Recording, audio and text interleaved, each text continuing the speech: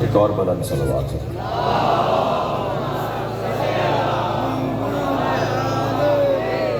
ماشاءاللہ بہت بڑا مجمع ہے، ایک اور بلند صلوات۔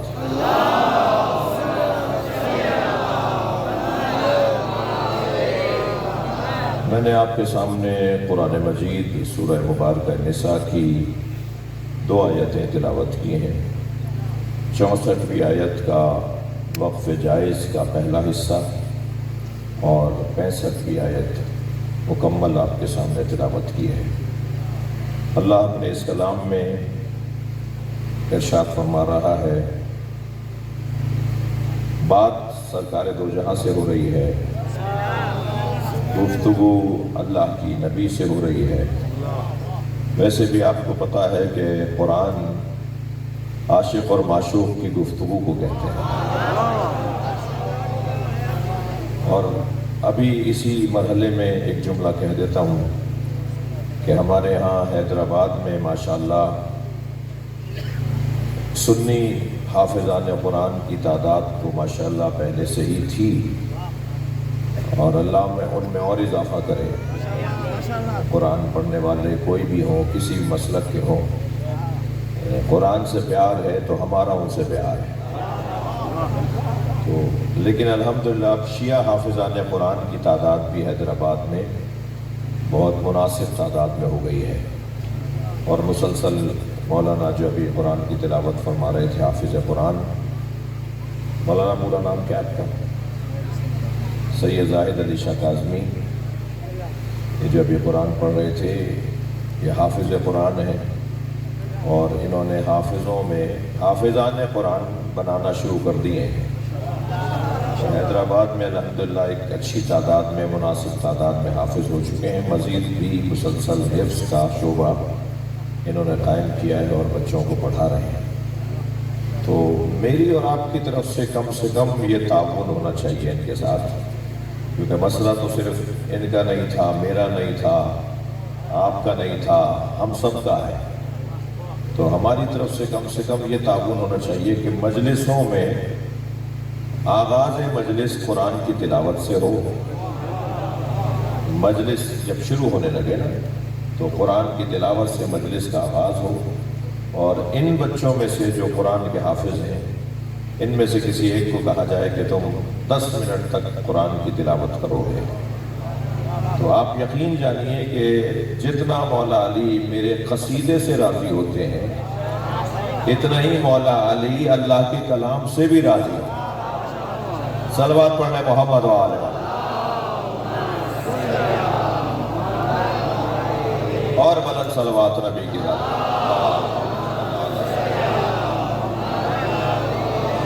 جب آپ انہیں بلائیں گے تو قصیدہ پڑھنے والے کو تو کوئی ہدیہ پیش کرتے ہیں نا، اس پہ بسم اللہ نہیں آئے گی۔ مولانا نے تو اپنا کام شروع کر دیا، تو آپ کو ہدیہ تو کوئی نذرانہ، کوئی ہدیہ، احترام تو کرتے ہیں نا ان کا۔ تو ان کی جب حوصلہ افزائی ہوگی نا تو وہ جو حفظ قرآن کا سوچ رہا ہوگا وہ کہے گا بھائی مجھے بھی کرنا چاہیے۔ قرآن پڑھنے والوں کا بھی احترام ہوتا ہے، اگر قرآن پڑھنے والوں کا بھی احترام ہو، ان کا بھی خیال رکھا جائے تو پھر قرآن پڑھنے والوں میں اضافہ ہوتا چلا جائے گا۔ میں نے ایک جنید جمشید، ایک بہت بڑا نام تھا، طیارے کے حادثے میں جاں بحق ہوئے، اللہ ان کی مغفرت فرمائے۔ ایک ٹی وی پروگرام میں وہ میزبان تھے اور میں مہمان تھا۔ وقفہ آیا تو کہنے لگے کہ ایک بات پوچھوں، آپ ناراض تو نہیں ہوں گے؟ میں نے کہا نہیں، فرمائیں۔ کہنے لگے شیعوں میں حافظ قرآن کیوں نہیں ہوتے؟ تو میں نے کہا جی بہت اچھا کیا آپ نے مجھے سے پوچھ لیا، میری اپنی بچی حافظ قرآن ہے، میری الحمدللہ گھر میں جو ہے وہ حافظ قرآن ہے، حافظہ ہے۔ تو کہنے لگے پھر تو مجھ سے کسی نے، میں نے کہا آپ بتائیے کہ کب میں آپ سے شیعہ حافظوں کو ملواؤں۔ کراچی میں ایک بڑی تعداد ہے ماشاءاللہ، حیدرآباد میں ہے، اندرون سندھ کئی شہروں میں ہے، اسی طرح لاہور میں، کوئٹہ میں، اسی طرح اسلام آباد میں۔ تو 1000 سے زیادہ حافظان قرآن کے بارے میں بتا سکتا ہوں، شیعہ حافظان قرآن جی۔ تو میں نے کہا جی میں کب ملواؤں آپ سے ان حافظوں کو؟ تو فرمانے لگے کہ نہیں، مجھے تو کوئی الجھن نہیں تھی، مجھے کسی نے کہا تھا تو اس لیے میں نے آپ سے سوال کر لیا۔ میں نے کہا ذرا میں آہستہ سے دھیمے لہجے میں ایک آہستہ سے آپ سے ایک بات کروں، ناراض نہ ہوئیے گا۔ کہنے لگے نہیں فرمائے۔ میں نے کہا ہمارے یہاں کیونکہ تراویحیں نہیں پڑھی جاتی اس لیے ہمارے حافظ بھی نہیں ہوتے، کیونکہ وہاں کیونکہ مسئلہ نیاز نظر کا ہے، تراویح پڑھائیں گے تو 1 مہینے کی ہدیہ ملے گا، تو کیونکہ قرآن پڑھنے والوں کا وہاں بڑا خیال بھی ہے، احترام بھی ہے۔ ایک صلوات پڑھ لیں ذرا محمد وہاں۔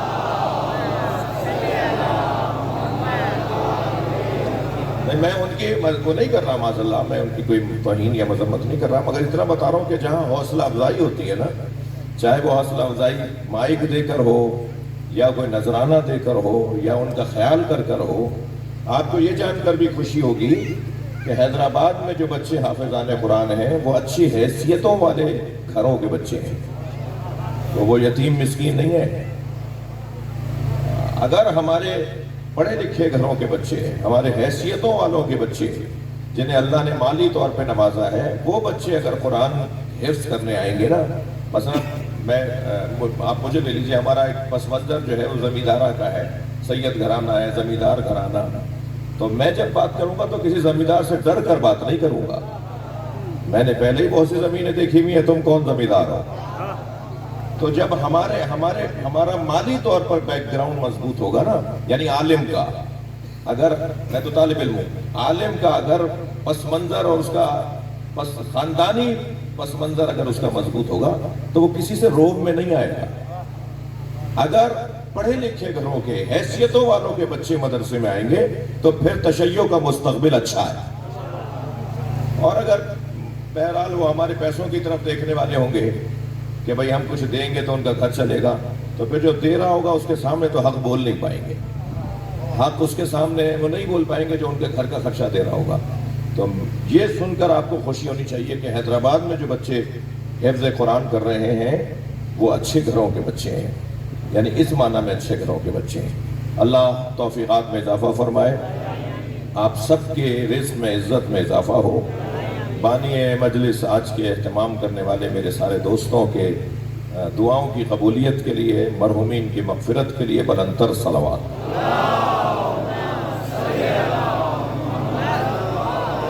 اس سے بڑی صلوات، اس سے بلند صلوات۔ اللہم صل علی۔ بات شروع کروں میں؟ آپ کی توجہات کا ممنون ہوں، تھوڑا سا مجلس اپنے انداز سے ہو رہی ہے آج۔ ہمارے دوستوں نے یہی صحیح سمجھا اور صحیح سمجھا کہ پورا مجمع بالکل سامنے ہو اور میں آپ کی خدمت میں حاضر ہوں۔ ارشاد ہو رہا ہے، بات نبی سے ہو رہی ہے، بات عقیدہ توسل کی ہو رہی ہے، بات گناہگاروں سے ہو رہی ہے، بات خطا کاروں سے ہو رہی ہے۔ ہم میں سے کوئی بھی معصوم نہیں بیٹھا نا یہاں، ہم نبی رسول امام معصوم تو یہاں کوئی نہیں بیٹھا نا، سب غلط کرنے والے، غلطی کرنے والے، گناہ کا شکار ہو جانے والے بیٹھے ہوئے نا، لہٰذا انہیں نبی مکرم اور انہیں اللہ کی بارگاہ میں کیسے حاضر ہونا ہے، توجہ چاہوں گا۔ وَلَوْ أَنَّهُمْ إِذْ ظَلَمُوا أَنفُسَهُمْ جَاءُوكَ، ایک صلوات پڑھ لیں۔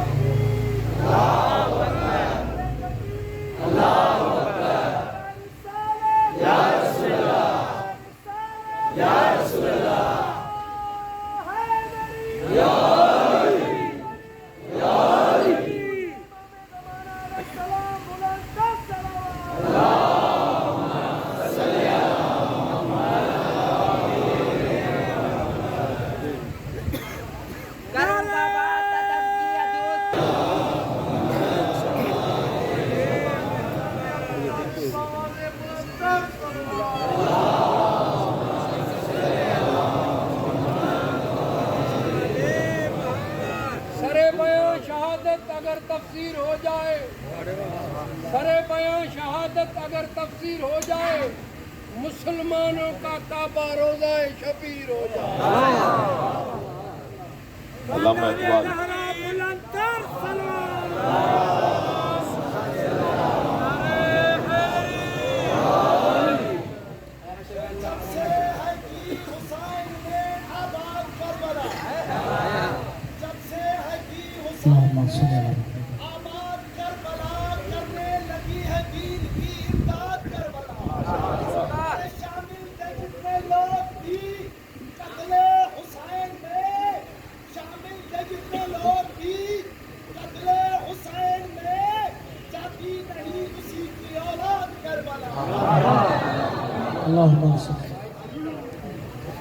وَلَوْ أَنَّهُمْ إِذْ ظَلَمُوا أَنفُسَهُمْ، اے میرا نبی جنہوں نے خود اپنے اوپر ظلم کیا ہے. توجہ، پہلے تو اللہ گناہگاروں کو اپنا گناہگار نہیں بلکہ گناہ کرنے والوں کو خود اپنا نقصان کرنے والا شمار کر رہا ہے. بات میری روشن ہے؟ یعنی جب کوئی گناہ کرتا ہے، جب اللہ کی کوئی نافرمانی کرتا ہے تو وہ نافرمانی تو اللہ کے حکم کی ہے، مگر اللہ کہہ رہا ہے نہیں، میرا کچھ نہیں بگاڑا انہوں نے خود اپنا نقصان کیا ہے. یعنی جو گناہ کرتا ہے وہ اپنا نقصان کرتا ہے، اور جو سجدہ کرتا ہے وہ اپنا فائدہ کرتا ہے. میرے مولا علی نہج البلاغہ میں خطبہ حمام کے آغاز میں جب مولا تشریف فرما ہے اور آپ کے چاہنے والوں کا مجمع ہے کہ ایک مرتبہ آواز آئی ایک چاہنے والے کی، صف لی المتقین یا امیر المومنین. مولا علی کا ایک چاہنے والا جس کا نام لکھا ہے حمام ابن عبادہ، حمام ابن عبادہ، وہ آواز دے کر کہتے ہیں یا علی بتائیے متقی کسے کہتے ہیں؟ تو جواب مولا علی نے کس انداز سے دیا، ذرا توجہ چاہوں گا. فَتَسَاقَلَ عَلَيْهِ السَّلَامَ عَنْ جَوَابِهِ، مولا علی نے جواب دینے سے گریز کیا. یعنی لگا کہ علی نہیں چاہتے بات کرنا. ہمیشہ جواب نہ دینا جواب نہ ہونے کی دلیل نہیں ہے. بعض اوقات جواب نہ دینا سامنے والے کو اس کا اہل نہ سمجھنا ہوتا ہے. ہاں، خبردار کبھی یہ نہ سمجھا جائے کہ جواب نہیں دیا تو انہیں کچھ آتا ہی نہیں ہے. سامنے والا اس قابل نہیں ہے کہ اسے جواب دیا جائے. ہر ایک سے ہر بات تو کی نہیں جائے گی نا. کیا معلوم کسی نے اس کے کان میں کچھ پھونکا ہو اور اس نے آ کے آپ سے پوچھ لیا ہو، اسے خود بھی نہیں پتا کہ میں کیا پوچھ رہا ہوں. مگر یہاں جیسے ہی پوچھا مولا کے چاہنے والے نے، مولا بتائیے متقی کسے کہتے ہیں، اور ایسے بتائیے کہ انی انظر الیہ، ایسے فرمائے کہ گویا میں اپنی آنکھوں سے اسے دیکھ رہا ہوں. راوی کہتا ہے فَتَسَاقَلَ عَلَيْهِ السَّلَامَ عَنْ جَوَابِهِ، مولا علی نے جواب دینے سے گریز کیا، جواب نہیں دیا. پھر اس نے آواز دے کر کہا تو اب مولا نے اس کا دل رکھنے کو، اس کے احترام کی خاطر، اس کا خیال کرتے ہوئے قرآن کی ایک آیت پڑھ دی. فرمایا یا حمام اتق اللہ واحسن ان اللہ الذین اتقوا والذین هم محسنون. اے حمام تقوی پروردگار اختیار کرو. نام کیا ہے اس کا؟ حمام ابن عبادہ. اے حمام تقوی پروردگار اختیار کرو اور نیکی کے کام انجام دیا کرو. اللہ متقیوں کے ساتھ بھی ہے، اللہ نیکوکاروں کے ساتھ بھی ہے. یہ کہہ کر مولا نے آیت مکمل پڑھ دی اور خاموش ہو گئے. فلم یقنا حمام، راوی کہتا ہے کہ حمام قانے نہیں ہوئے، تشفی نہیں ہوئی، وہ تو کچھ اور چاہتے تھے. مولا نے ایک آیت پڑھ کر بات کو مکمل کر دیا. تو راوی کہتا ہے فلم یقنا حمام، حمام قانے نہیں ہوئے. آواز دے کر کہا مولا نہیں، مجھے بتائیے متقی کسے کہتے ہیں. اب مولا علی نے خطبہ ارشاد فرمایا، فی البدی 110 صفتیں بیان فرمائی. 110 صفتیں کہ متقی ایسا ہوتا ہے، متقی ایسا ہوتا ہے. 110ویں صفت پر جب علی آئے نا تو چیخنے کی آواز آئی. طویل خطبہ، 110 صفتیں، کم سے کم 1 گھنٹے میں تو روانی سے کوئی بولے گا.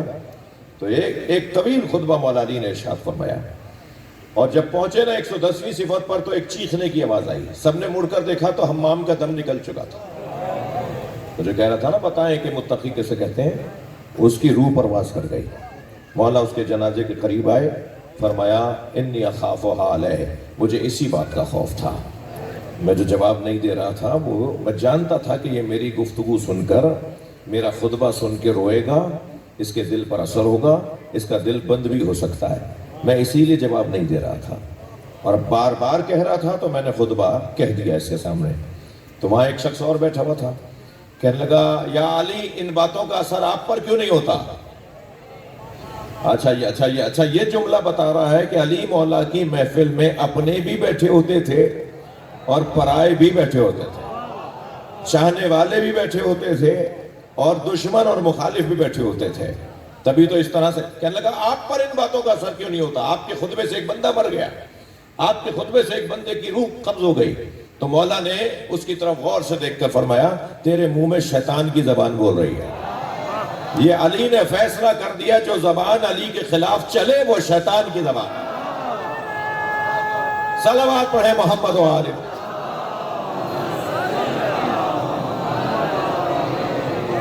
بہت جلدی سے گزرا ہوں میں اس مرحلے سے. اس خطبے کے آغاز میں مولا علی کا ایک فرمان جو اس خطبے کے مقدماتی کلمات میں سے ہے، جو میرے مضمون میں ہے اس وقت. مولا فرماتے ہیں کہ خلق اللہ الخلق حین خلقہم آمنا عن معصیتہم وغنی عن طاعتہم. مولا علی کے جملے ہیں، مولا علی کے الفاظ ہیں. مولا فرماتے ہیں اللہ نے جب مخلوق کو خلق کیا تو وہ خلق کے موقع پر ہی، مخلوق کے بناتے ہوئے ہی، جب مخلوق کو وہ بنا رہا تھا اسی وقت وہ لوگوں کی اطاعت سے غنی تھا، ان کی معصیت سے محفوظ تھا.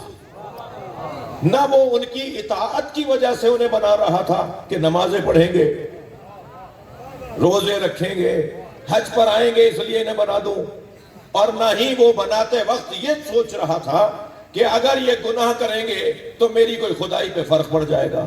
ساری دنیا اللہ کا سجدہ کرتی رہے اس کی خدائی میں اضافہ نہیں ہوگا. ساری دنیا اس کی معاذ اللہ معصیت کرتی رہے اس کی خدائی میں کمی نہیں آئے گی. معصیت کا نقصان خود بندوں کو ہے اور عبادت کا فائدہ خود بندوں کو ہے. یہ مولا علی کا فرمان. اللہ بھی یہی کہہ رہا ہے جی، اللہ کا کلام بھی قرآن مجید میں یہی کچھ پہنچا رہا ہے. کیا ہو رہا ہے، کیا اعلان ہے؟ یا عبادی، ایک اور آیت یاد آ گئی مجھے، یا عبادی. اچھا لہجہ دیکھیے آیت کا، اے میرے بندو. ایسا لگ رہا ہے جیسے نماز شب پڑھنے والوں سے بات ہونے جا رہی ہے. لہجہ تو دیکھیے نا، یا عبادی الذین اسرفوا علی انفسہم. وہ لوگ، اے میرے وہ بندو جنہوں نے خود اپنے اوپر زیادتیاں کی ہیں. گناہگاروں کو اللہ گناہگار بھی نہیں بولتا. یہ اس کی شفقت ہے، یہ اس کا پیار ہے اپنی مخلوق سے، یہ اس کا کرم ہے ہمارے اوپر کہ گناہوں کے باوجود بھی ہم سے وہ یہ نہیں کہہ رہا کہ تم گناہگار ہو، بلکہ کیا کہہ رہا ہے؟ یا عبادی. اس لہجے میں بات اس لیے کر رہا ہے تاکہ تم میرا دروازہ چھوڑ کے نہ جاؤ. بھئی تھوڑی گردن ہلا دینا اگر بات جا رہی ہوتا. تم نے اگر گناہ بھی کر لیا ہے تو کہاں جا رہے ہو؟ پھر بھی مجھے سے بات کرو، پھر بھی میرے دروازے پر آ کر مجھ سے بولو. تم اگر کوئی غلطی کر بیٹھے ہو تو جاؤ گے کہاں؟ یہ بچہ ماں باپ کی نافرمانی کرنے کے بعد جائے گا کہاں؟ کوئی اور ماں باپ ہو سکتا ہے؟ یہ کہاں جائے گا چھوڑ کر ماں باپ کو؟ پھر اسی گھر میں رہے گا، پھر اسی دروازے پر رہے گا. اگر ماں باپ اسے یہ کہیں بیٹا اگر کچھ ہو بھی جائے تو خبردار ہمیں بتا ضرور دینا کہ تم نے کچھ کیا ہے. ماں باپ خطائیں معاف کر دیتے ہیں نا بچوں کی. اگر بچہ غلطی کرنے کے بعد آ کے بتا دے ابا مجھ سے ایسا ہو گیا، تو ابا پہلے تو اس کی سنتا ہے، پھر اسے پیار کرتا ہے، پھر کہتا ہے آئندہ اس کو نہ کرنا. اگر ماں باپ کو اولاد بتا دے کہ مجھ سے یہ غلطی ہو گئی ہے تو ماں باپ گھر سے نہیں نکالتے. یہ ایک ماں کا انداز ہے، وہ 70 ماؤں سے زیادہ پیار کرتا ہے. صلوات پڑھ لیں محمد و آل محمد.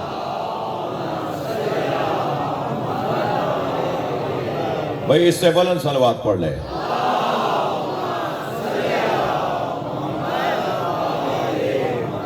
یا عبادی، تھک تو نہیں رہے میرے مضمون سے آپ؟ یا عبادی الذین اسرفوا علی انفسہم لا تقنطوا من رحمت اللہ. اے میرے وہ بندو جنہوں نے گناہ کیا ہے وہ میری رحمت سے مایوس نہ ہو. ان اللہ یغفر الذنوب جمیعا. اللہ سارے گناہ معاف کر سکتا ہے. کتنا بڑا کرم ہے اس کا. نا امید نہیں دیکھنا چاہتا. میرے بھائیوں سے کہتا توجہ کریں، نا امید نہیں دیکھنا چاہتا. وہ نہیں چاہتا کہ تم مجھ سے نا امید ہو. سب سے بڑا گناہ نا امیدی ہے. میدان عرفات پہ میرے مولا معصوم امام نے خطبہ ارشاد فرمایا خبردار، میدان عرفات میں انسان عبادت کر کے جب لوٹے، حاجی جب لوٹے، تو اس کی زندگی کا سب سے بڑا گناہ یہ ہو سکتا ہے کہ وہ یہ سوچتا ہوا لوٹے کہ اللہ نے میرے گناہ معاف نہیں کیے. یہ سب سے بڑا گناہ ہوگا. تم نے یہ سوچا کیسے کہ اللہ نے معاف نہیں کیا؟ وہ ہمیں مایوس نہیں دیکھنا چاہتا. اللہ سارے گناہوں کو معاف کر سکتا ہے. مگر عزیزان گرامی اس کا مطلب یہ نہیں ہے کہ وہ معاف کر سکتا ہے تو میں بھی بار بار کرتا رہوں. وہ تو معاف کرنے والا ہے، لہٰذا میں بھی بار بار کرتا رہوں.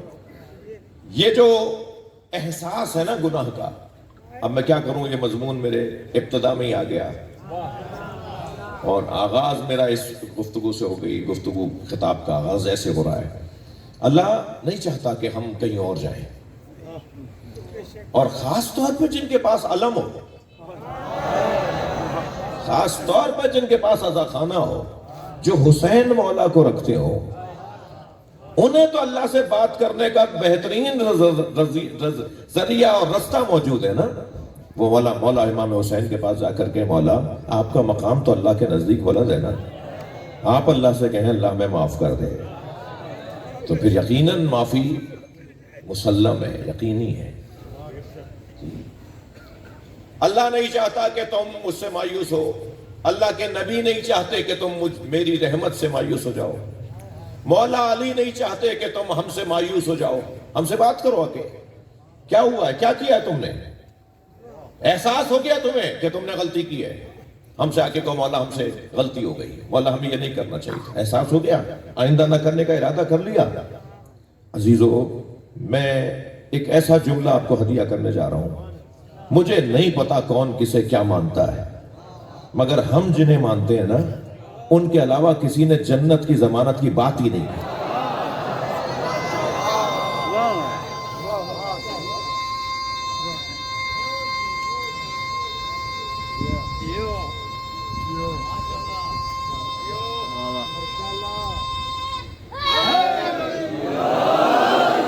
مجھے خوف ہو رہا ہے بچوں کا، بچے کہیں یہ نہ سمجھے، یا میرا سنی بھائی یہ نہ سمجھے کہ میں یہاں آج یہ پیغام دینے آیا ہوں کہ خوب دھڑلے سے گناہ کرو، ائمہ اہل بیت بیٹھے ہیں معاف کروانے کے لیے. یہ ہرگز آپ بھی سمجھ رہے ہیں کہ میں یہ نہیں کہہ رہا، میں ہرگز یہ نہیں کہہ رہا. میں یہ عرض کر رہا ہوں اپنے محترم جوانوں کے سامنے اور بزرگوں سے، مجھے دعا چاہیے کہ اگر مجھے احساس ہو جائے میں گناہ کر لوں اور مجھے احساس ہو جائے کہ مجھے یہ نہیں کرنا چاہیے، تو میں کہیں اور نہ جاؤں، اسی اللہ سے بات کروں نا جس کی میں نے نافرمانی کی ہے، کہ اللہ مجھے معاف کر دے، آئندہ ایسا نہیں کروں گا. اب یہ کون پاور رکھتا ہے کہ جو ہمارے گناہوں کو معاف کر سکتا ہے؟ وہ اللہ. یہ گھرانہ کہتا ہے کہ ہم سے آ کر بات کرو، طے کرو کہ آئندہ ایسا نہیں کرو گے، طے کرو کہ ہمیں آئندہ شرمندہ نہیں کرو گے، ہم تمہاری شفاعت کے لیے تمہارے پاس موجود ہیں. میرے مولا آ رہے ہیں مدینہ منورہ میں، توجہ چاہوں گا. مولا کون سے ہیں؟ امام جعفر صادق علیہ السلام.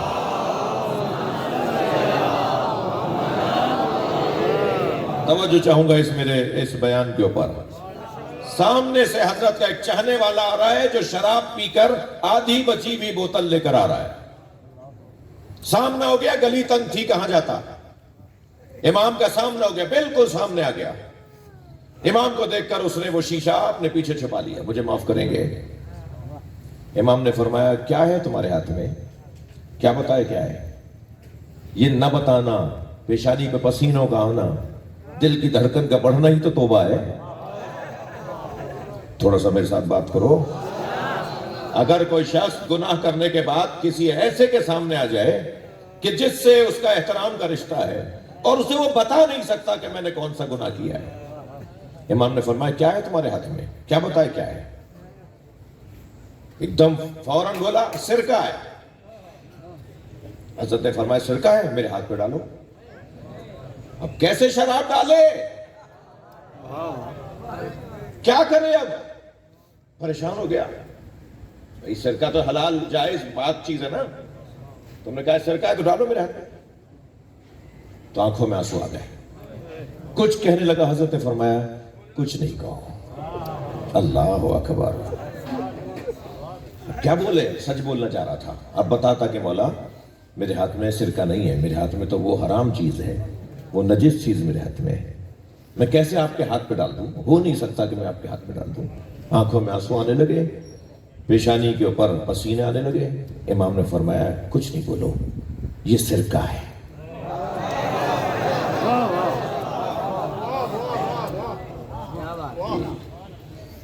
اور پھر اسے اپنے گلے سے لگا کے فرمایا کہ تم نے جو کی گیا اس سے آئندہ ہاتھ اٹھانے کا ارادہ کرو معافی ہم دلوائیں گے. صلوات پڑھ لیں اس گھرانے پر.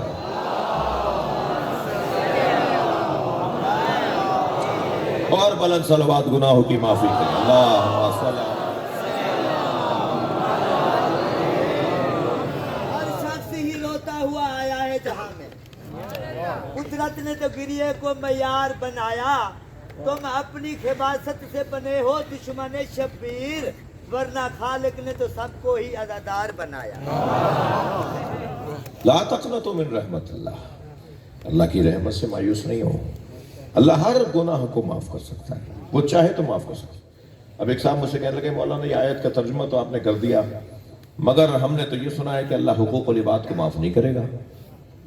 اللہ تو صرف حقوق اللہ کو معاف کرے گا. جو اس کے گناہ ہیں وہ معاف کرے گا، جو بندوں کے ہم نے گناہ کیے ہوئے ہیں وہ اللہ کیسے معاف کرے گا؟ تو پہلے تو یہ جو جملہ کہتے ہیں نا اس انداز سے کہ وہ کیسے معاف کرے گا، یہ شایان شان پروردگار نہیں ہے. یہ بولنا اللہ کی بارگاہ میں اللہ کی توہین ہے. میں نے ایک بزرگ عارف اللہ کے ولی سے ایک جملہ سنا، وہ میں آپ کو ہدیہ کر رہا ہوں. وہ فرمانے لگے آیت کہہ رہی ہے کہ اللہ ان اللہ یغفر الذنوب جميعا، اللہ سارے گناہوں کو معاف کر سکتا ہے. تو آیت کو مانو گے، آیت کا پیغام یہ ہے کہ اللہ پھر اس کے دل میں ڈالے گا کہ اس کو معاف کر دو. اللہ چاہے گا تو معاف کروا دے گا. اللہ اس کے دل کو نرم بنا لے گا کہ میں اپنے گناہ، میں اپنے جو حقوق میرے کسی نے چھینے ہیں میں انہیں معاف کرتا ہوں. دیکھ رہے ہیں آپ؟ وَلَوْ أَنَّهُمْ، اب وہ آیت جو میں نے عنوان خطاب قرار دیا، وَلَوْ أَنَّهُمْ إِذْ ظَلَمُوا أَنفُسَهُمْ جَاءُوكَ، اے میرے نبی جنہوں نے اپنے اوپر زیادتیاں کی ہیں، خود گناہ کیے ہیں، اگر وہ آپ کے پاس آ جائیں فَاسْتَغْفِرُ اللَّهِ، اور اللہ سے معافی مانگے. پہلے تو میں اللہ کے آگے عاجزی کے ساتھ سوال کر رہا ہوں کہ کیا کہہ رہا ہے یہ تو؟ اچھا آیت پہلے پوری سن لیجئے پھر آپ کو بھی لطف آئے گا. وَلَوْ أَنَّهُمْ إِذْ ظَلَمُوا أَنفُسَهُمْ جَاءُوكَ، اے میرے نبی جنہوں نے گناہ کیے ہیں، اپنے اوپر زیادتیاں کی ہیں، وہ اگر آپ کے پاس آ جائیں فَاسْتَغْفِرُ اللَّهِ، اور اللہ سے معافی مانگے، وَاسْتَغْفِرَ لَهُمُ الرَّسُولُ، اور رسول اسے معاف کر دے. کیا لب و لہجہ ہے. اور رسول اسے معاف کر دے تو پھر اللہ کو بھی وہ معاف کرنے والا پائیں گے. یا اللہ تو پہلے خود بتا دے کہ تیرے پاس آئیں یا رسول کے پاس جائیں.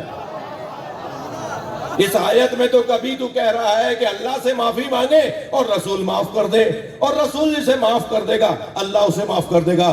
عقیدہ وسیلہ اور کسے کہا جاتا ہے؟ صلوات پڑھ لیں محمد و آل محمد.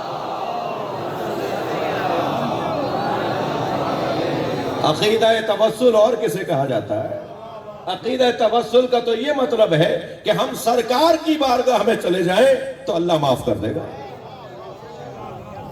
اچھا ایسا لگ رہا ہے جیسے ہم نبی کے پاس جائیں گے تو وہ اللہ کے پاس بھیج دیں گے، اور اللہ کے پاس جائیں گے تو وہ نبی کے پاس بھیج دے گا. یہ کچھ ایسا ہو رہا ہے. یعنی اللہ چاہتا ہے کہ مجھ سے بات کرو تو میرے مصطفیٰ کے ذریعے بات کرو. ربیع الاول کا مہینہ ہے، سنی شیعہ مجمع ہے، مشترکات پر گفتگو کر رہا ہوں. صلوات پڑھ لیں محمد و آل محمد.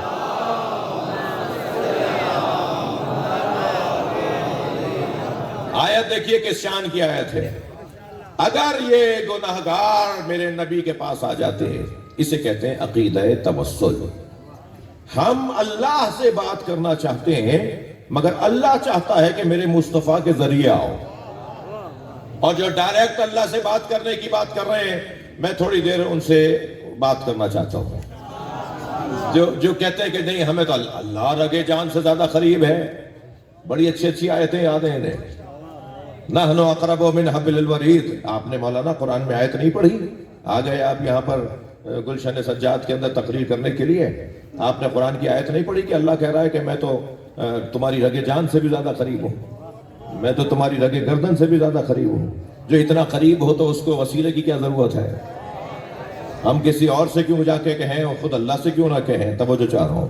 تو پہلا جملہ تو یہ کہوں گا کہ اللہ ہماری رگ جان سے قریب ہے، ہم بھی قریب ہیں. تم اپنی بات کرو بھائی. وہ کہاں نہیں ہے جو ہماری رگ جان سے زیادہ قریب نہیں ہے؟ وہ تو ہر جگہ موجود ہے. جو عقیدہ توحید ہمیں قرآن نے اور نبی نے اور اہل بیت نے دیا ہے، اس کے مطابق تو کہ سوئی کی نوک کے برابر کوئی فضا نہیں ہے جہاں اللہ کا وجود نہ ہو۔ تو اللہ کہاں نہیں ہے جو ہم یہ بات کر رہے ہیں کہ ہماری رگ جان؟ یہی آیت تھوڑی ہے، اللہ تو ہر جگہ ہے، محیط ہے، وہ سب پر حاکم ہے۔ بلا تشبیہ میں ان بچوں کو سمجھانے کے لیے اس وقت میں دو زینہ اوپر بیٹھا ہوا ہوں نا، تو زیادہ تر لوگوں کو میں دیکھ رہا ہوں، ٹھیک ہے؟ تھوڑا سا اور اوپر ہو جاتا تو شاید ادھر والے بھی سارے جو تھوڑا چبوترے پہ تشریف فرمائے وہ بھی مجھے نظر آ جاتے ہیں، ٹھیک ہے؟ میں زیادہ تر لوگوں کو دیکھ رہا ہوں نا، بلا تشبیہ، صرف بات سمجھانے کے لیے، ان بچوں کو سمجھانے کے لیے کر رہا ہوں۔ میں زیادہ تر لوگوں کو دیکھ رہا ہوں نا، تو زیادہ تر، اچھا جو بالکل برابر میں بیٹھے ہوئے ہیں، زیادہ سے زیادہ 4-5 لوگوں کو دیکھ رہے ہیں، 8-10-20 والے آگے والے انہیں نظر نہیں آ رہے۔ تو جب کوئی محیط ہو جائے تو اس کا سیطرہ، اس کا تسلط پورے ماحول پر ہوتا ہے۔ میں اگر 1000 لوگوں کو تھوڑا سا بلند ہو کر ہو جاؤں تو دیکھ لوں، میں اگر تھوڑا سا بلند ہو جاؤں تو میں 1000 لوگوں کو دیکھ لوں، اور جو ہے ہی اللہ اکبر، وہ کسے نہیں دیکھ رہا، وہ ہر ایک کے اوپر اس کی نظر ہے، وہ حاضر بھی ہے، وہ ناظر بھی ہے۔ بات روشن ہے میری؟ عزیزان گرامی، اللہ چاہتا یہ ہے کہ وسیلے کے ذریعے بات کرو۔ میں آپ کا نوکر اکثر فضائی سفروں میں اور مختلف علاقوں میں اسی حلیے میں رہتا ہوں، یہ میں کئی دفعہ کہہ چکا ہوں۔ ایک دفعہ ایسے ہی فضائی سفر میں تھے، برابر والی سیٹ پر ایک صاحب تشریف فرما تھے، مجھے لگا جیسے یہ کچھ مجھ سے تکلف کر رہے ہیں بات کرنے میں، تو ہم نے پہل کر لی، سلام کر کے خیریت پوچھ لی۔ تو پھر وہ 2 گھنٹے کا سفر ایسا یادگار گزرا کہ پھر اگر اس کو میں کتابی شکل میں ڈھالوں تو ایک بہترین کتاب بن جائے گی۔ ایک سوال پر دوسرا سوال، اور دوسرے سوال کے بعد تیسرا سوال، اور مولا علی کا بھی مجھ پہ کرم تھا کہ ہر سوال کا جواب بھی ایسا آ رہا تھا کہ وہ کہہ رہا تھا بات صحیح ہے۔ صلوات پڑھنے محمد والے۔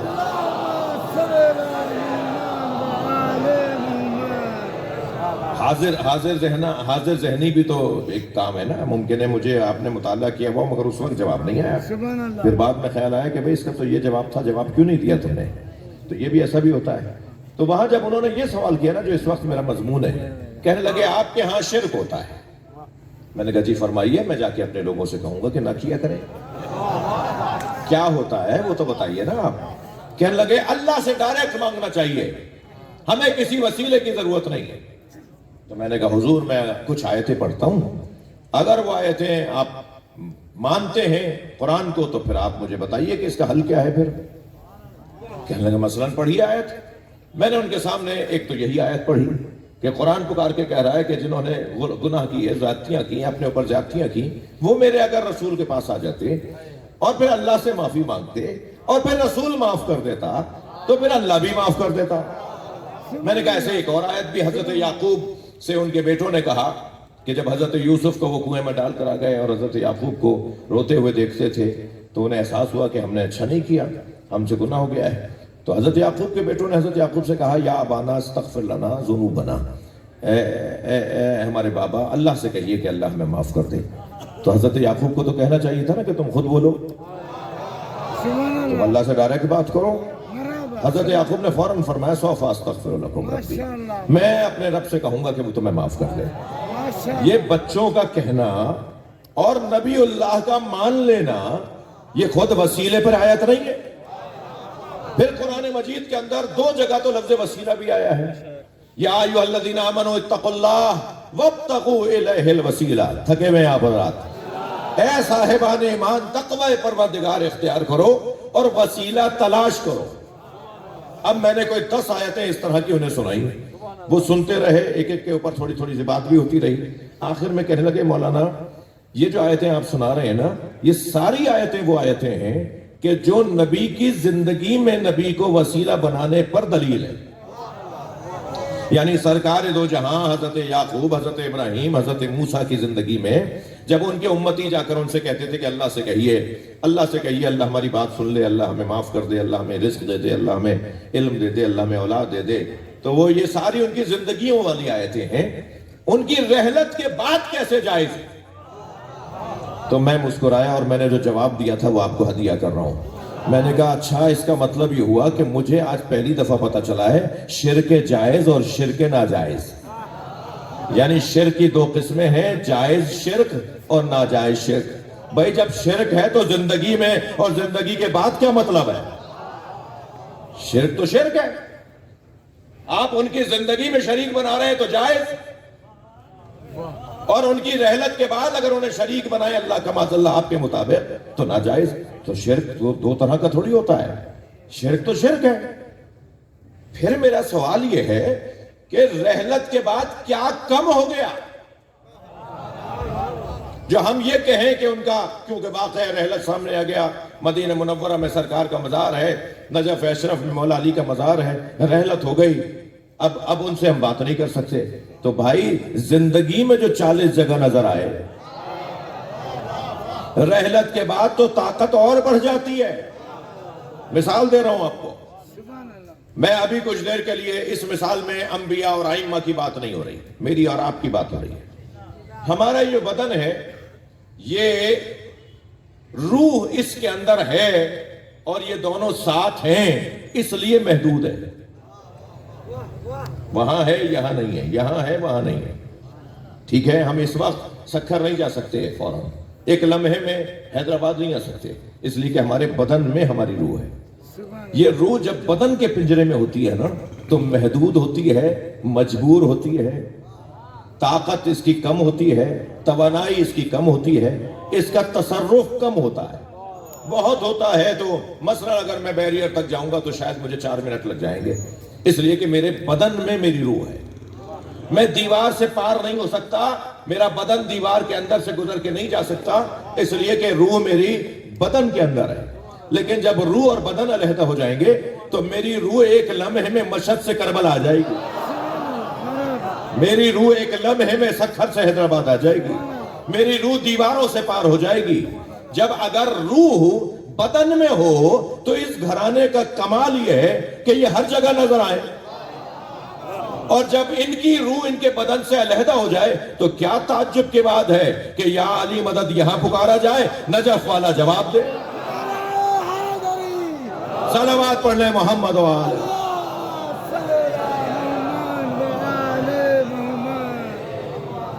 اصل طاقت روح کی طاقت ہے میرے عزیزو.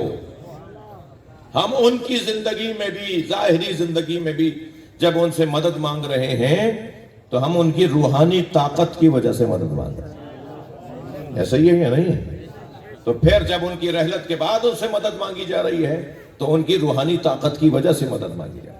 اور ان کی روح اتنی طاقتور ہے بھائی, ان کی روح کتنی طاقتور ہے میرے تو بس کی بات نہیں ہے بتانا.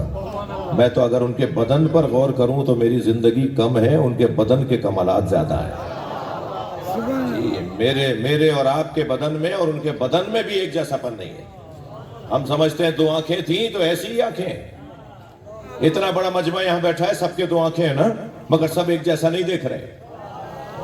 ناراض نہ ہو تو ایک جملہ کہوں, سب کے نمبر ایک جیسے ہیں, سب کی آنکھوں کے نمبر ایک جیسے ہیں چشمے کے, سب کی آنکھوں کے چشمے کے نمبر مختلف ہیں. توجہ, جب ایک جیسے لوگوں کی آنکھیں ایک جیسی نہیں ہیں, توجہ ہے. حضرت موسیٰ کوہ طور سے جب اللہ سے تجلی دیکھ کر آئے تو واپس آنے کے بعد ان کی آنکھیں اتنی تیز ہو گئی تھیں کہ 30 میل کے فاصلے سے سیاہ رات میں سیاہ پتھر پر چیونٹی کو دیکھ لیتے تھے. بھائی تھک گیا آپ میری باتوں سے.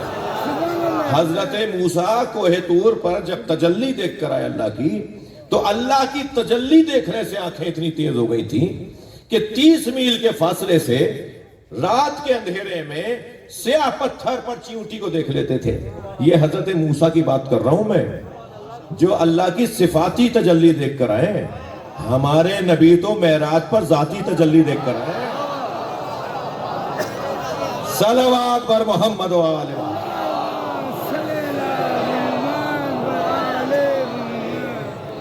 لہذا ان کی آنکھیں بھی ہماری آنکھوں کی طرح, ہماری آنکھیں ان کی آنکھوں کی طرح نہیں ہیں. ان کے پیروں کی کیفیت, ان کے ہاتھوں کی کیفیت, ان کے بدن مبارک کی کیفیت بدن بھی ان کا ہماری بدن کی طرح نہیں ہے. اللہ کے رازوں میں سے ایک راز ہے ان کا بدن. تھک رہے ہیں تو میں یہ مجلس ختم کروں اور چاہ رہے ہیں تو 2-3 منزلیں اور آگے آ جاؤں. اللہ کے اسرار میں سے ایک راز ہے نبی اور آل نبی کے بدن. جی یہ ایک دن میں اتنے بڑے ہوتے ہیں جتنے بڑے ایک مہینے میں عام لوگ ہوتے ہیں. یہ ایک ہفتے میں اتنے بڑے ہوتے ہیں جتنے ایک سال میں عام لوگ ہوتے ہیں. یہ ایک مہینے میں اتنے بڑے ہو جاتے ہیں جتنے 10 سالوں میں لوگ ہوتے ہیں. توجہ ہے آپ رات کی. امام زمانہ کو 5 سال کا دیکھا تھا اور ایک مرتبہ ان کی عمر بڑھنا شروع ہوئی. ائمہ اہل بیت کی عمر ہماری عمر کی طرح نہیں بڑھتی. انبیاء کی عمر ہماری عمروں کی طرح نہیں بڑھتی. جی ان کا دنیا میں آنا بھی راز ہے, ان کا دنیا سے جانا بھی راز ہے. یہ ہماری طرح نہیں ہے, ہم ان کی طرح نہیں ہیں. حضرت نرجس خاتون کو جب مولانا امام عسکری نے حضرت حکیمہ خاتون کو بلایا کہ پھوپھی آئیے, میری اہلیہ میری زوجہ قریب الولادت ہے یا میرے بچے کی آمد ہے, تو حضرت حکیمہ خاتون جب حجرے میں گئیں تو فوراً ہی واپس آ کر امام عسکری سے فرمانے لگیں کہ وہاں تو کوئی آثار حمل نہیں ہے, کوئی ایسی بات ہی نہیں ہے, کوئی ایسی بات ہی نہیں ہے. تم نے مجھے بلایا کہ میرے ہاں بچے کی آمد ہونے والی ہے, تو وہاں تو نرجس کے ہاں کوئی بات ہی نہیں ہے. تو امام عسکری نے فرمایا پھوپھی اماں یہ امر الہی ہے, اب آپ دوبارہ حجرے میں جائیے. تو بی بی فرماتی ہے میں اتنی دیر میں جب کہہ کر واپس گئی تو میں نے کیا دیکھا کہ نرجس کے برابر میں ایک چاند جیسا بچہ ہے. صلوات پڑھ لیں ذرا محمد وآلہ. اور اس کی پیشانی سجدے میں ہے اور وہ اللہ کا ذکر کر رہا ہے حالت سجدہ میں, اور پورا حجرہ نور سے منور ہے. یہ ان کا آنا دنیا میں اور ان کا دنیا سے جانا. کس کس نے نہیں سنا یہ واقعہ جو صحیح واقعہ ہے, جو سندن صحیح واقعہ ہے کہ جناب زہرا کے دونوں ہاتھ باہر آ گئے تھے نا جب امام حسین نے خواہش کا اظہار کیا کہ آج میں یتیم ہو گیا ہوں, میری ماں مجھے آج گلے نہیں لگائے گی, میری ماں کو کفن میں لپیٹ دیا ہے. اس وقت کفن کے بند خود ہی کھلے, بی بی نے دونوں ہاتھ پھیلا دیے اور امام حسین اور امام حسن دونوں کے لیے ہے کہ آ کر ماں کے سینے سے لگ گئے, اور وہ دونوں ہاتھ جو بی بی نے کھولے ہوئے تھے دونوں نے دونوں ہاتھ پشت پہ رکھ دیے, بچوں کے دونوں بچوں کی پشت پہ رکھ دیے, اور بچے بھی رو رہے تھے, ماں بھی رو رہی تھی. اس کو کیا کریں گے آپ, کیسے سمجھیں گے اس بات کو؟ ائمہ اہل بیت کا تو مقام بہت بلند ہے, انبیاء کا مقام بہت بلند ہے. یہ شاہ عبداللطیف بٹائی, یہ قلندر حضرت عبداللہ شاہ غازی. میرے پاس کچھ اولیاء الہی کے واقعات ہیں, کوئی 500 واقعات کی کتاب میرے پاس ہے کہ اولیاء الہی دنیا سے جانے کے بعد بھی بات کرتے تھے. جی مجھے نہیں معلوم بزرگ یہاں تشریف فرمائے آیت اللہ برجردی کا دور کسی کو یاد ہو. ہمارے بزرگ علماء کرام میں آیت اللہ محمد حسین برجردی, جن کا مزار, جن کی قبر حضرت معصومہ قم کے حرم کے اندر ہے, ان کے شاگرد آیت اللہ عراقی سے میں نے خود سنا ہے, کوئی بیچ میں واسطہ نہیں ہے, کوئی بیچ میں راوی نہیں ہے. میں خود اس بات کا میں نے یہ واقعہ ان کی زبان سے سنا ہے کہ جب سندھ کے علاقے کے لوگ ان کے پاس جاتے تھے تو سندھ کے لوگوں کا انداز ہے کہ سادات کو جھک کر ملتے ہیں. جی وہ بتا رہے تھے, انہیں یہ نہیں پتا تھا کہ یہ میرے 5 طالب علموں میں ایک سندھی بھی بیٹھا ہوا ہے. انہیں نہیں پتا تھا میرے بارے میں کون ہوں, انہیں نہیں پتا تھا کہ یہ مسلم پاکستانی ہے اور کوئی ہوگا, اور یہ بھی شاید نہیں پتا تھا اس وقت انہیں کہ میں کہاں کا ہوں.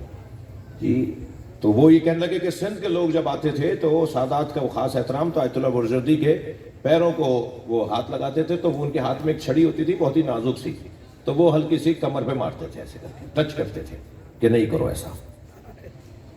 تو کہنے لگے ہم بارہا دیکھتے تھے کہ انہیں یہ پسند نہیں تھا. تو جب ان کا انتقال ہوا اور میں نے انہیں قبر میں اتارا, کون کہہ رہے ہیں؟ آیت اللہ عراقی کہہ رہے ہیں کہ جب میں نے قبر میں اتارا تو مجھے خیال آیا کہ آج تو میں خود اپنے استاد کے پیروں کا بوسہ لے لیتا ہوں. تو میں قبر میں تھا, وہ لٹائے جا چکے تھے, میں جھکا ان کی قبر کا پیروں کا بوسہ لینے کے لیے تو انہوں نے پیر سمیٹنا شروع کر دیا. وہ کہہ رہے ہیں میرے ساتھ ہوا یہ واقعہ. پھر کہنے لگے جب میں تلقین پڑھنے لگا تو مجھے آواز آنے لگی کوئی میرے ساتھ پڑھ رہا ہے. تو وہ کہتے ہیں پہلے تو میرے ذہن میں خیال آیا کہ جو باہر قبر کے کھڑے میں ہیں دفنانے جو آئے ہیں ان میں سے کوئی میرے ساتھ پڑھ رہا ہے. پھر اچانک میری نگاہ گئی تو وہ لب ہل رہے تھے, وہ میرے ساتھ ساتھ تلقین پڑھ رہے تھے. یہ تو بھائی یہ تو معصوم نبی امام کی بات نہیں کر رہے نا ہم. اگر کوئی اہل تقوی ہو تو وہ ہم جیسا نہیں ہے. تم کہہ رہے ہو محمد مصطفیٰ ہم جیسے. صلوات پڑھ لیں ذرا نبی اور آل نبی.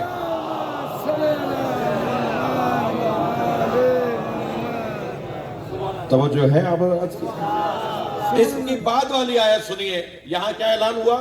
وَلَوْ أَنَّهُمْ إِذْ ظَلَمُوا أَنفُسَهُمْ جَاءُوكَ. اگر یہ آ جاتے گناہگار اور آ کر اللہ سے معافی مانگتے اور رسول معاف کر دیتے تو اللہ بھی معاف کر دیتا. فَلَا وَرَبِّكَ لَا يُؤْمِنُونَ حَتَّى يُحَكِّمُوكَ فِي مَا شَجَرَ بَيْنَهُمْ. اے میرے حبیب وہ مومن ہی نہیں ہو سکتا. توجہ ہے, وہ مومن ہی نہیں ہو سکتا, وہ مومن ہی نہیں ہو سکتا جو آپ کو اپنا حکم نہ مانے, آپ سے فیصلے نہ کروائے. لا یؤمنون حتی یحکموک فیما شجر بینہم. اپنے اختلافات میں جو آپ سے فیصلہ نہ کروائے وہ مومن ہی نہیں ہو سکتا. ثم لا یجدوا فی انفسہم حرجا. اور جب آپ فیصلہ سنا دیں تو آپ کے فیصلے کو مانیں. یہ نہ بولیں کہ ہم اس فیصلے کو نہیں مانتے. یہ فیصلہ کیسا فیصلہ ہے, اور مانے بھی ایسے مانے جیسے ماننے کا حق ہے.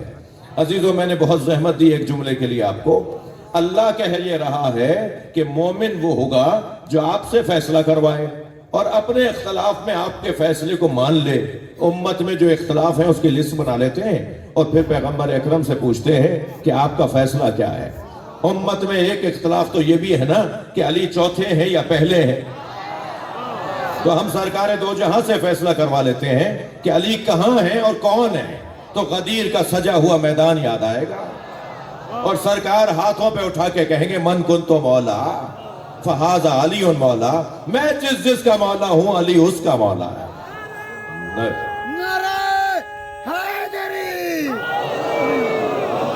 نبی کے فیصلوں کو ماننے کا حکم ہے, اور جو نبی کے فیصلوں کو تسلیم نہ کرے اللہ کہہ رہا ہے وہ مومن ہی نہیں.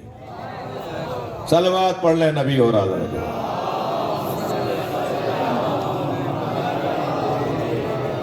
ماشاءاللہ آپ کی توجہات. اس گھرانے کا ہر فرد مصطفی ہے, اس گھرانے کا ہر فرد محمدی ہے. تقلبک فی الساجدین.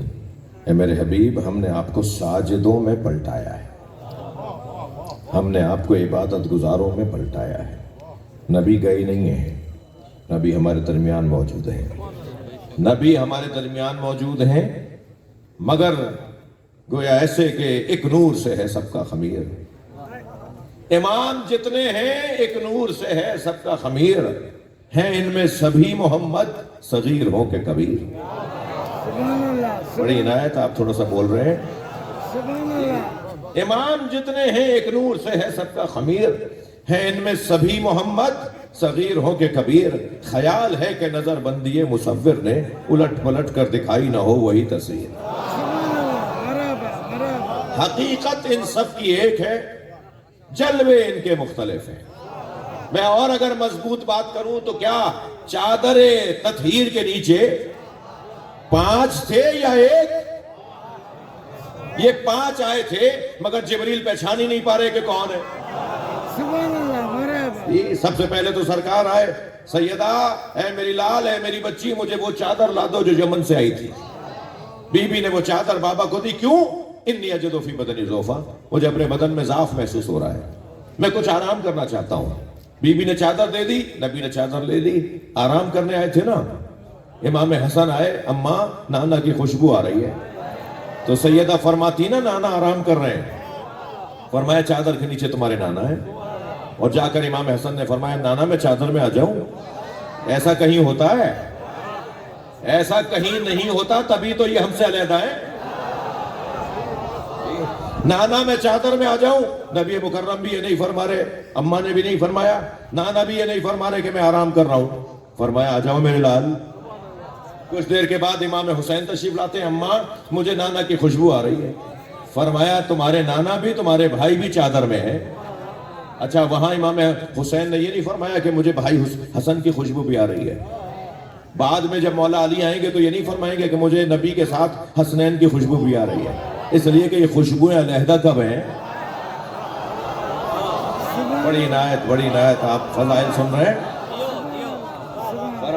फरमाया अम्मा मुझे नाना की खुशबू आ रही है। इमाम हुसैन ने फरमाया, बीबी ने फरमाया कि तुम्हारे नाना तुम्हारे भाई चादर में। इमाम हुसैन ने नहीं कहा था, बीबी ने फरमाया तुम्हारे भाई भी चादर में। और फिर जब मौला अली आया आके फरमाया कि मुझे अपने भाई अपने रसूल की खुशबू आ रही है, तो ये फरमाया कि तुम आपके दोनों बच्चों के साथ मेरे बाबा चादर के अंदर है। तवज्जो है? अच्छा, वो तो बच्चे थे, कम सिन थे जी। बड़ी इनायत। बीबी ने जाने दिया बच्चों को, ये तो मौला अली हैं। फरमा रहे मुझे खुशबू आ रही, फरमाया चादर के अंदर है। और वहां जाके फरमाते हैं कि ऐ अल्लाह के रसूल मैं भी चादर में आ जाऊं। ऐसा लग रहा है जैसे मंसूबे के तहत काम हो रहा है, तयशुदा हो रहा है। ये पहले से पता था कि उस दिन क्या होना है। और मौला अली भी फरमा रहे हैं, मौला नबी भी फरमा रहे हैं, आओ मेरे चादर, ऐ मेरे भाई, ऐ मेरे जानशीन, ऐ मेरे वजीर, ऐ मेरे वसी, आओ मेरी चादर के अंदर आ जाओ। अच्छा, फिर यहां तक भी हमने समझा देखा। जनाब ज़हरा को तो पता है ना कि आराम करने आए। मैं आम सोच के मुताबिक बात करूं तो बीबी को तो पता है ना कि मेरे बाबा आराम करने आए। कुछ देर के बाद आके फरमाती हैं, बाबा मैं भी चादर में आ जाऊं? और सरकार फरमाते हैं, सैयदा तुम भी चादर में आ जाओ। और जब चादर में 5 जमा हो गए तो एक मर्तबा अल्लाह ने जिब्रील को आवाज देकर कहा, जमीन पर जाओ, मैंने इनकी वजह से कायनात बनाई है। सलावत पढ़ ले मोहम्मद वाले।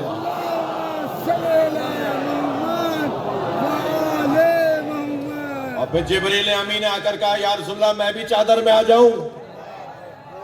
अच्छा, जिब्रील किसी जगह हो, किसी चादर में आए, मानना पड़ेगा जिब्रील नूर तो ये चादर भी नूर।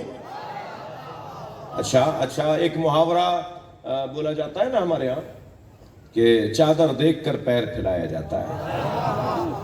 यानी ये हम जब वहां कहते हैं कि जहां भाई इतना बड़ा काम करने की जरूरत थी, जब तुम्हारे पास वसाइल नहीं थे, तो जब तुम कर नहीं सकते थे तो तुमने इतना बड़ा काम छेड़ क्यों दिया?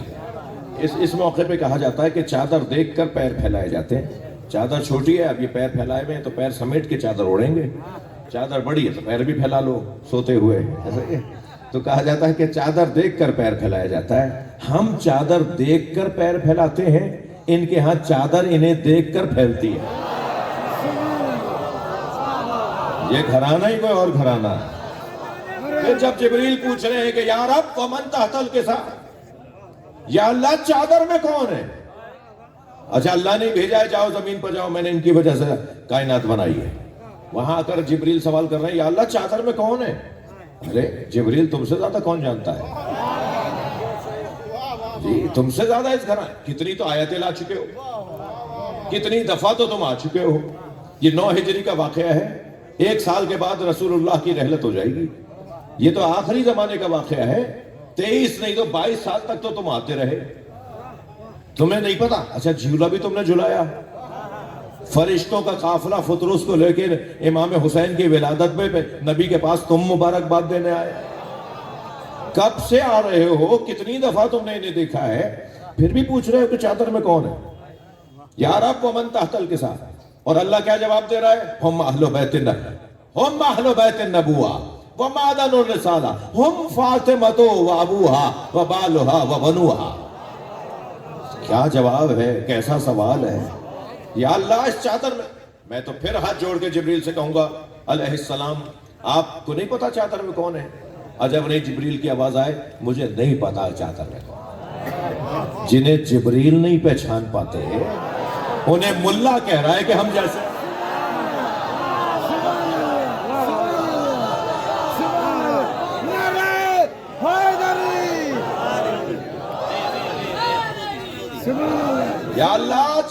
نیچے کون ہے؟ جبریل پوچھ رہے ہیں کیوں نہیں پہچان رہے؟ اس لیے کہ جب یہ علیحدہ علیحدہ ہوتے ہیں تو پہچاننے میں آتے ہیں، لیکن جب یہ ایک جگہ ہو جاتے ہیں تو یہ ایک حقیقت کے 5 جلوے ہیں، اور علیحدہ ہوں گے تو یہ نبی ہیں، یہ علی ہیں، یہ حسن ہیں، یہ حسین، یہ سیدہ، لیکن جب یہ ایک ہو جائیں گے تو یہ ایک ہے۔ جب یہ ایک ہے تو پھر کون پہچانے گا انہیں؟ تو جواب کیا آیا اللہ کا؟ ہم فاطمتو و ابوہا و بالوہا و بنوہا، 5 میں صرف ایک کا نام اللہ نے لیا ہے، باقی کے رشتے بتائیں، اور رشتے بھی جو سیدہ سے جڑے ہوئے۔ بڑی عنایت آپ کی توجہات کا ممنون ہو۔ میں تھوڑی دیر آپ کو اور فضائل میں زحمت دوں گا۔ رشتہ جو بھی سیدہ کے ساتھ جڑا ہوا ہے اسے اللہ بیان کر رہا ہے، تعارف ہو رہا ہے ہم فاطمہ تو۔ عربی گرامر جاننے والے احباب تشریف فرمائے ہیں، عربی گرامر میں یہ پورا جملہ ہے، اس کے بعد کچھ اور بھی نہ کہا جائے تو بات پوری ہو گئی۔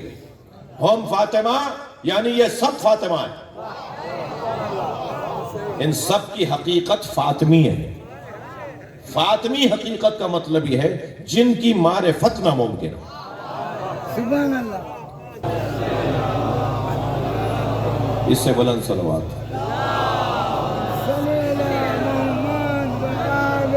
میرا مضمون کسی منزل تک پہنچا، بات بہت روشن ہے کہ عظمت بھی بڑی ہے، فضیلت بھی بڑی ہے، رفعت اور تعظیم بھی بڑی ہے، تو پھر مصیبت بھی بڑی ہے۔ فضیلتوں کا مصیبتوں کے ساتھ بڑا گہرا تعلق ہے۔ جس کا مقام بلند ہوتا ہے اس کی آزمائش بھی زیادہ ہوتی ہے، اسے پھر اللہ آزماتا بھی زیادہ ہے۔ اس گھرانے کی عظمت زیادہ ہے تو اس گھرانے کی مصیبت بھی زیادہ ہے۔ کوئی ایک امام معصوم نہیں ہے جنہیں زہر سے نہ مارا گیا، کوئی ایک معصوم نبی اہل بیت کے گھرانے کا کوئی ایک امام نہیں ہے جسے تلوار سے اور زہر سے نہ مارا گیا۔ کربلا میں خنجر چلا، مولا علی کو ضربت لگی، امام حسن کو زہر دیا گیا، اللہ اکبر، امام زین العابدین کو زہر دیا گیا، امام باقر کو زہر دیا گیا، ہر امام معصوم کو امام حسین کے اور مولا علی کے علاوہ زہر دیا گیا۔ اور اب آخری امام جب آئیں گے اور پوری دنیا پہ عدل و انصاف اور ظلم و جور سے متعلق فیصلہ سنائیں گے، تو آخر میں آپ کو بھی ایک خاتون، ایک یہودی عورت، ایک صہیونی عورت آپ کو پتھر مارے گی، جس سے آپ کے سر کی چوٹ، سر سے خون آئے گا، جو روایت کہتی ہے پھر آپ اس زخم کی وجہ سے شہید ہو جائیں گے، اور پھر ان کا جنازہ امام حسین پڑھائیں گے۔ امام حسین اپنے ہاتھوں سے اپنے ہی 9ویں بیٹے کو غسل دیں گے، اور پھر وہ انہیں ان کا جنازہ پڑھائیں گے، اپنے ہاتھوں سے انہیں قبر کے حوالے کریں گے۔ پھر 10 سال یا روایت 40 سال پوری ورلڈ پر، پوری دنیا پر امام حسین کی حکومت ہوگی۔ جسے کربلا میں بھوکا پیاسا مارا گیا۔ عزادارو، آج 7 ربیع الاول گزر گئی۔ یہ جو رات آئی ہے جس میں اور آپ اس وقت ہیں، یہ رات بھی اہل بیت کے گھرانے پر بڑی مصیبت کی رات ہے۔ جس امام کی امامت میں اور آپ سانس لے رہے ہیں، زندگی گزار رہے ہیں، یہ رات ان کی یتیمی کی رات ہے۔